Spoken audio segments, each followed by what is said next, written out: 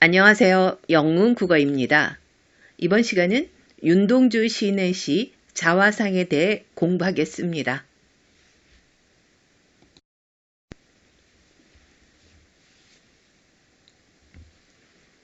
자화상을 지은 윤동주 시인에 대해서는 서시를 설명할 때 소개를 했으니까요. 그 영상을 참고해 주시기 바랍니다. 자화상은 스스로 그린 자기의 초상화라는 의미인데요. 이 시의 화자는 우물 속 자신의 모습을 들여다보면서 자신의 지나온 삶을 되돌아보고 스스로를 객관적으로 성찰하고자 하는 의지를 이 시를 통해 드러내고 있습니다. 일제강점기라는 암울한 현실 속에서 우물을 들여다보는 행위를 통해서 자신의 내면을 응시하고 그리고 자신을 성찰하고자 하는 화자의 모습을 형상화하고 있는 작품입니다. 우물에 비친 사나이는 화자를 객관화한 표현으로 화자는 자아 성찰하는 과정을 통해서 자신에 대한 미움, 연민, 또 미움, 그리움의 정서 변화를 보입니다.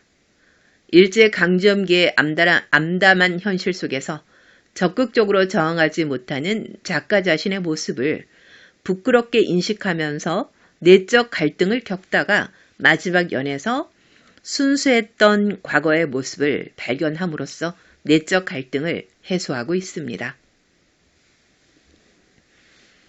우물을 매개로 해서 내적 갈등과 자기 성찰을 보여주고 있는 시입니다. 윤동주의 다른 시들처럼 이 시를 관통하는 정서는 부끄러움입니다. 일제강점기라는 불우한 시대에 지식인으로서의 소임을 다하지 못하는 자신에 대한 부끄러움과 그것을 극복하고자 치열하게 내적으로 갈등하는 모습을 산문적인 문체로 담담하게 고백하고 있는 작품입니다.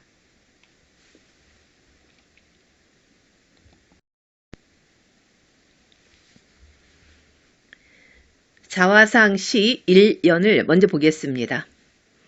산 모퉁이를 돌아 논가 외딴 우물을 홀로 찾아가선 가만히 들여다봅니다. 화자는 현재 산 모퉁이를 돌아 논가의 외딴 우물을 찾아가서 홀로 서 있습니다. 사람들이 많은 곳이 아닌 인적이 없는 곳에 위치한 외딴 우물을 홀로 가는데요. 그것은 사색하고 자신을 성찰하기에 좋은 공간적인 배경입니다. 내면의 자아를 들여다보는 데는 이런 엄숙하고 조용한 분위기가 필요한 겁니다. 화자가 우물을 가만히 들여다보는 것은 우물 속에 비친 자신의 모습을 보려는 행위입니다.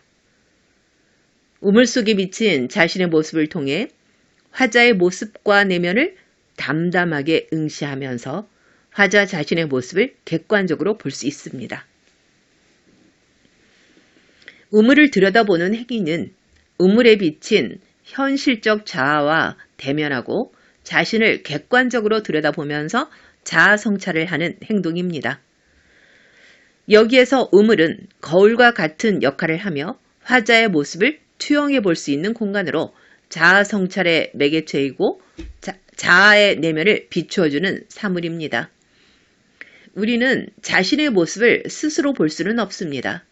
다른 대상을 통해서 봐야 하는데 가장 쉽게 자신의 모습을 볼 수 있는 것이 거울입니다.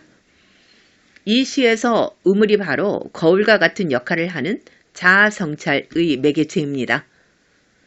윤동주의 서시를 보면 죽는 날까지 하늘을 우러러 한 점 부끄럼이 없기를 이라는 구절이 있는데요. 여기에서 하늘도 자아 성찰의 매개체입니다. 윤동주의 참회록에서는 구리 거울 속에 비친 자신의 모습을 바라보면서 부끄럽게 살아온 현재의 삶을 깊이 반성하고 있습니다. 참회록에 나오는 거울도 역시 자아 성찰의 매개체입니다. 이렇게 1년에서는 우물을 통해서 자아를 성찰하는 것이 중심 내용입니다. 2연을 보겠습니다. 우물 속에는 달이 밝고 구름이 흐르고 하늘이 펼치고 파란 바람이 불고 가을이 있습니다. 화자는 가만히 우물 속을 들여다보고 있는데요. 거기에는 달, 구름, 하늘, 바람, 가을이 있습니다. 열거법을 통해서 우물 속에 비친 자연물을 쭉 나열해서 자연의 조화로운 질서를 보여주고 있습니다. 순수하고 평화롭고 아름다운 자연 풍경이 우물 속에 있는 겁니다. 이 자연은 조화롭고 완벽한 공간이며 화자가 지향하는 이상세계의 모습입니다.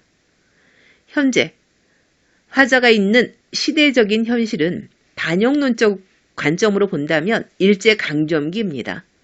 이 암담하고 희망이 없는 부정적인 현실과는 대비되는 아름다운 자연의 모습입니다. 파란 바람이 불고, 이 구절은 공감각적인 표현으로 촉각으로 느낄 수 있는 바람을 파란이라는 시각으로 전이시켜서 촉각을 시각화해서 표현하고 있습니다. 그리고 파란, 여기에는 이 단어는 시적 허용이 쓰였는데요. 올바른 표기는 파란입니다. 시적 허용은 맞춤법이나 문법적으로 옳지 않은 표현이라도 시에서는 특별히 허용하는 것을 말합니다. 이언에서는 우물 속의 평화로운 풍경을 제시하고 있습니다.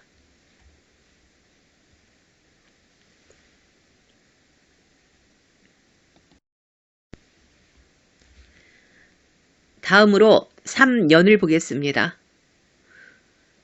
그리고 한 사나이가 있습니다. 어쩐지 그 사나이가 미워져 돌아갑니다. 우물 속에는 아름답고 조화로운 자연과 함께 한 사나이가 비추어지고 있습니다. 이연에는 우물 속에 비친 평화로운 자연의 모습을 제시하고 3년에는 사나이의 모습을 따로 제시하고 있습니다. 자연과 조화를 이루지 못하고 괴리되어 있는 사나이의 모습이 잘 드러납니다. 우물에 비치는 자연의 모습을 낭만적이고 아름답게 묘사하고 있는 것은 그 공간에 대한 화자의 인식이 긍정적이기 때문입니다. 그러한 자연이 사나이의 모습을 더 초라하고 부정적으로 인식하게 합니다. 그래서 화자는 그 사나이에 대한 미움의 감정을 갖고 돌아갑니다. 우물 속에 있는 사나이의 모습을 담담하게 바라보니 자연과 어울리지 않는 그 사나이의 모습이 화자 마음에는 안 드러나 봅니다. 여기에서 사나이는 우물에 비친 화자 자신의 모습이면서 화자를 대상화해서 객관화한 표현이고 자아 성찰의 대상인 현실적인 자아입니다. 암담한 일제강점기의 현실을 살아가는 초라한 자아의 모습으로 부정적 현실에 안주하려는 소극적이고 나약한 자아입니다. 화자가 성찰하고자 하는 자아의 모습입니다. 이 사나이와 우물 속의 자연은 서로 대조적인 이미지를 가지고 있습니다.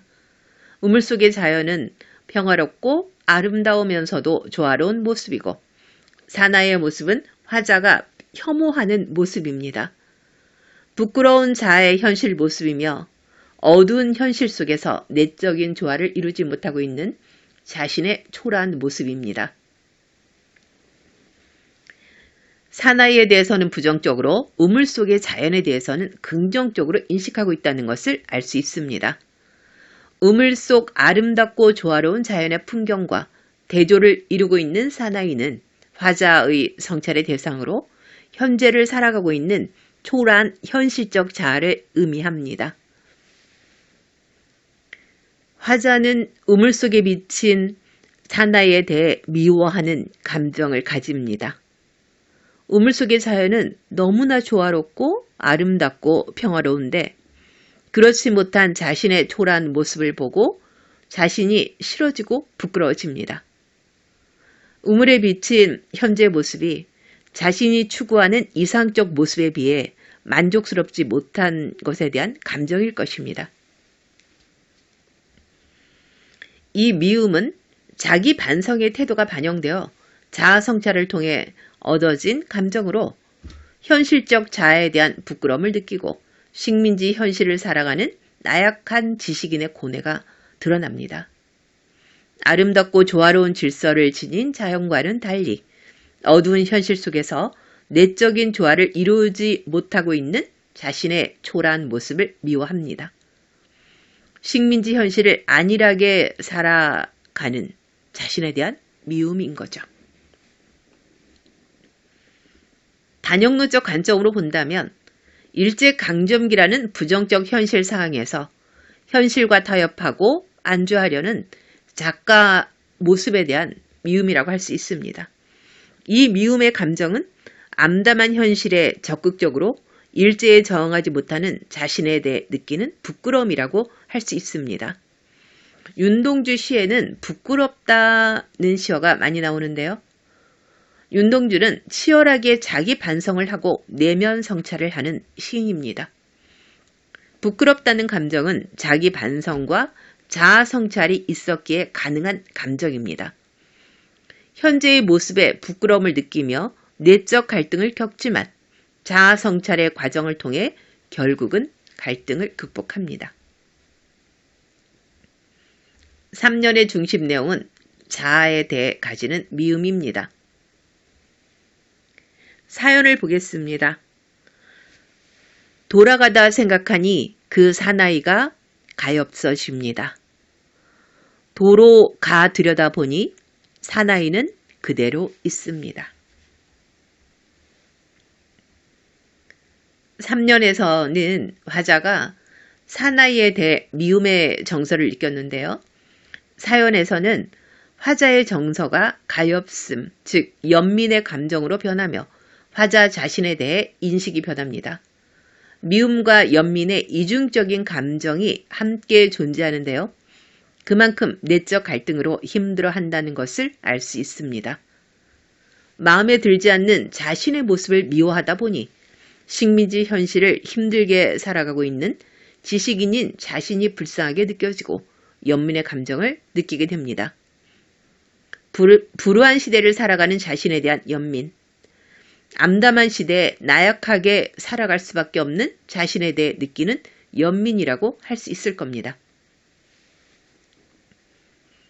식민지 현실에 적극적으로 저항하지 못하고 살아가는 자신의 모습이 밉지만 한편으로는 힘든 현실을 살아갈 수밖에 없는 자신이 불쌍하게 여겨지기도 하는 겁니다. 화자는 그 사나이가 미워져 돌아갑니다. 그런데 돌아가다 생각하니 그 사나이가 다시 가엾다는 생각이 듭니다. 내적 갈등이 있을 때마다 오고 가는 행위를 반복하면서 자신에 대한 미움과 연민의 감정이 교차되고 있습니다. 사연의 중심 내용은 자아에 대한 연민입니다.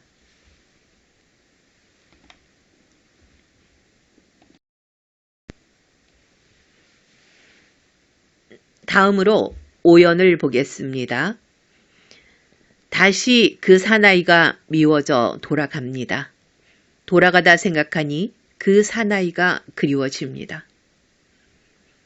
화자의 정서가 미움에서 연민으로 다시 미움으로 변합니다. 미움의 대상은 안일한 삶을 살아가는 현실적 자아입니다. 그만큼 심리적인 갈등이 매우 심하고 자아가 화해하지 못하는 상태라는 것을 알 수 있습니다. 미움의 감정이 다시 반복되는데요.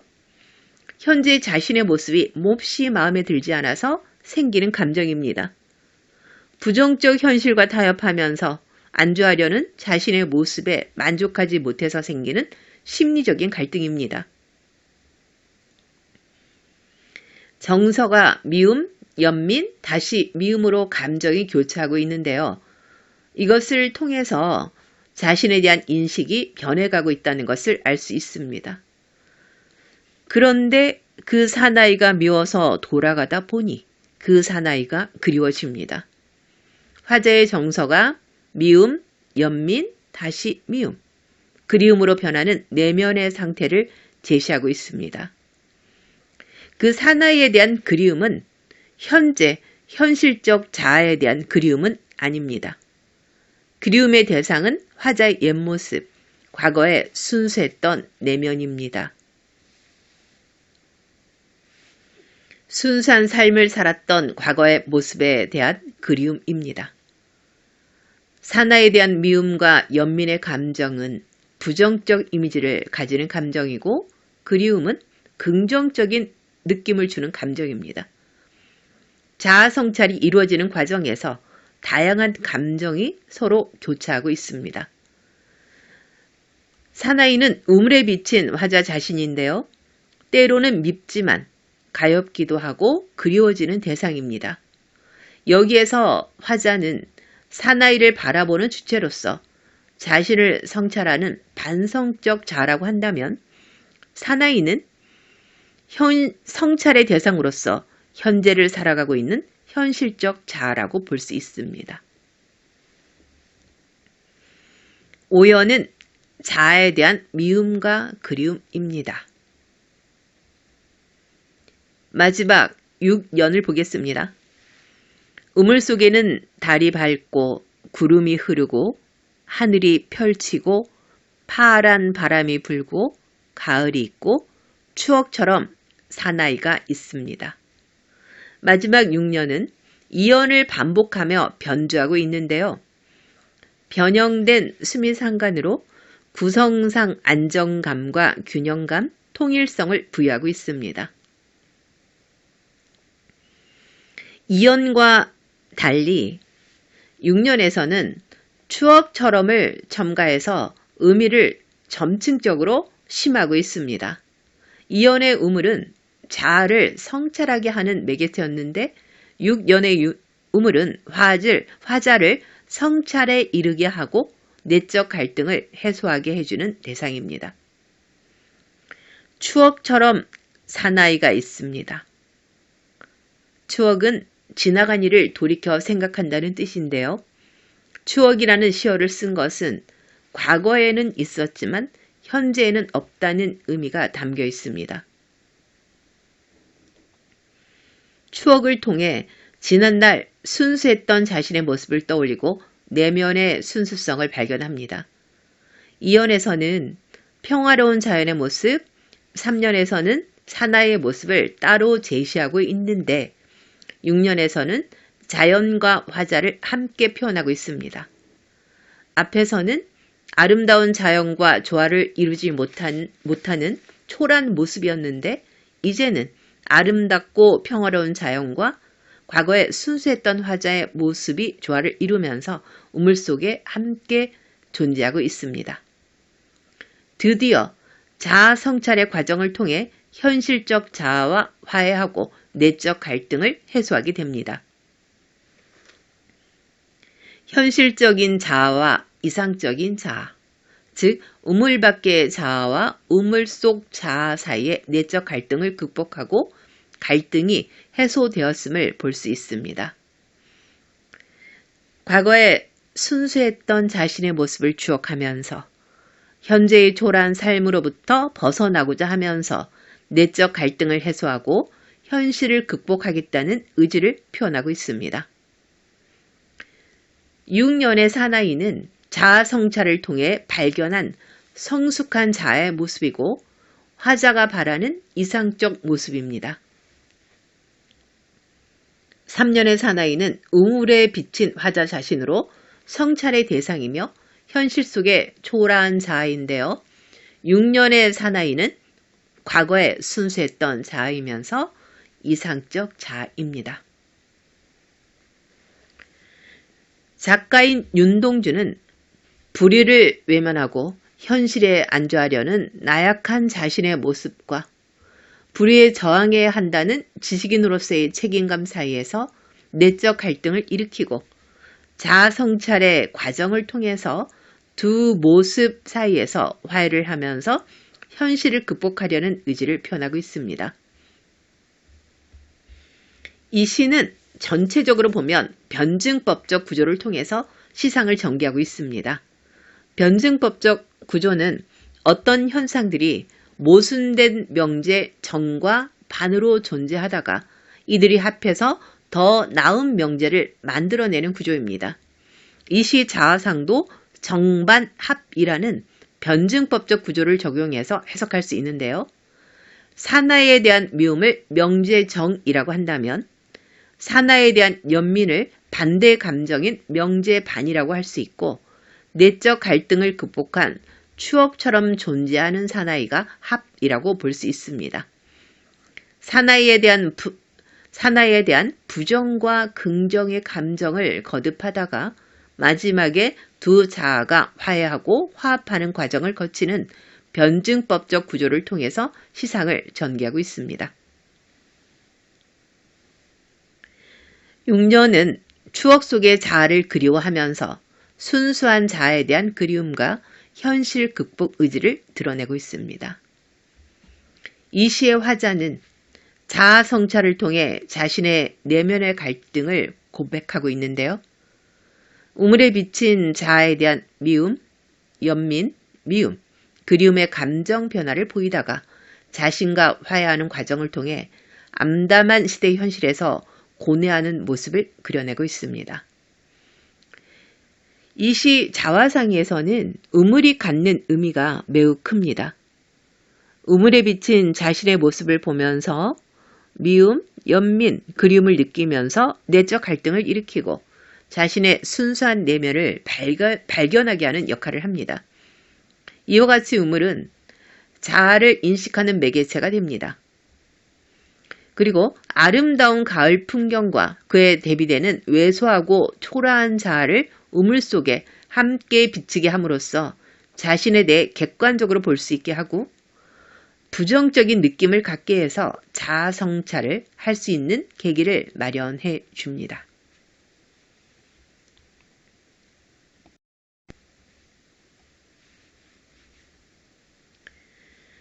지금까지 배운 내용을 바탕으로 주제와 특징을 정리해 보겠습니다. 이 시의 중심 내용은 자아 성찰을 통해 나타난 애증과 내면의 순수성 발견입니다. 특징을 보겠습니다. 첫 번째 특징을 보면 이 연을 마지막 연인 6연의 반복 변주해서 사용한 변형된 수미상관 구성을 보이고 있습니다.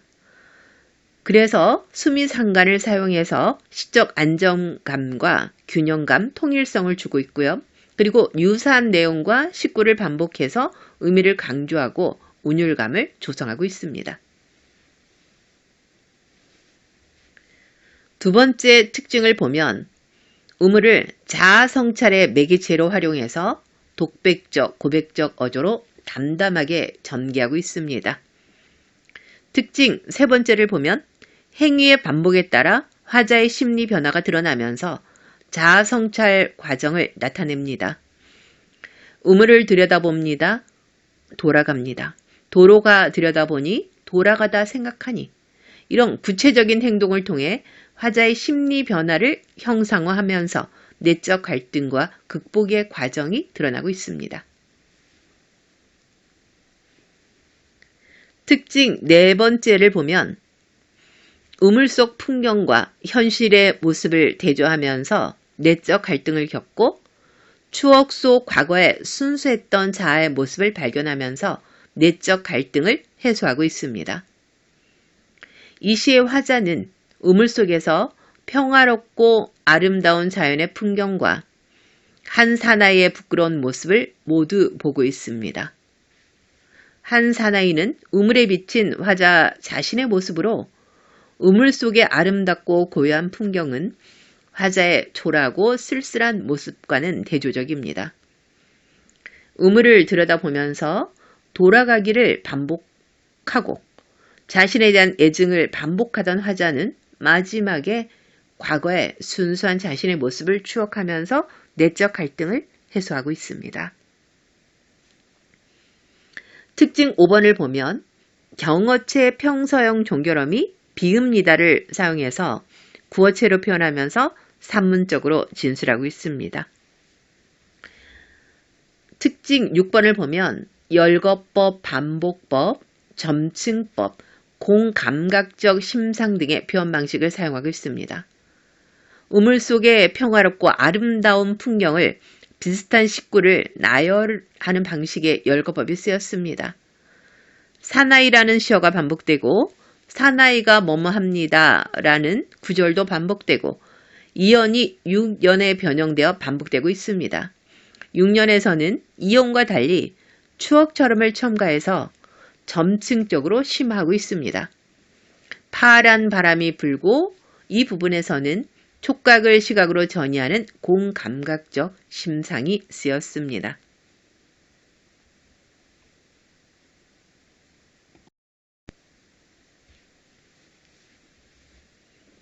이번 시간에는 윤동주의 시 자화상을 공부했습니다. 강의를 듣고 구독과 좋아요를 눌러주시면 다른 강의를 제작하는 데 큰 힘이 됩니다. 오늘도 공부하느라고 수고 많이 하셨습니다.